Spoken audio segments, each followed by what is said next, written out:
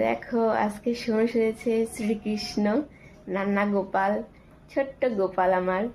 কেমন লাগছে সোনুকে বলবো সবাই। পালকটা ভালো করে মাথার ওখানে নাও, যেভাবে তখন ওই পাশে ও পাশে।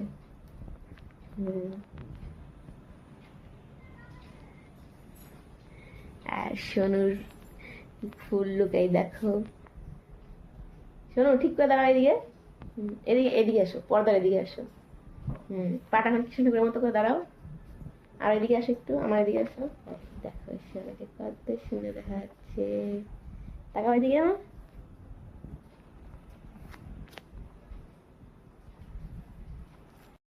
এই দেখো সোনু আজকে শ্রীকৃষ্ণ সেজেছে, ছোট্ট গোপাল আমার, ছোট্ট ঘনিষ্ঠ।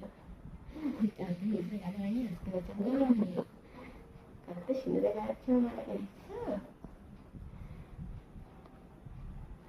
চলো সোনু এখন একটু নাচ করবে। তো সোনুকে কৃষ্ণ ছবি সাজানোর যে উদ্দেশ্য, মানে যে কয়েকটা গানে নাচ করানো, সেটা হয়ে গেছে। মাগো আমি এই দুদিনে পুরো হাঁপিয়ে গেছি সোনুর উপরে। মানে সাজানো ঠিক আছে, তারপরে ফটো তুলতে গিয়েও সাজাবো আমি, ফটো তুলবো আমি, এদিকে দাঁড়া ওদিক, ওই যে খোলাও শুরু হয়ে গেছে, তাহলে কিরকম রাগটা ওঠে। হুম, যাই হোক, সেটা কেমন লাগছে অবশ্যই জানিও।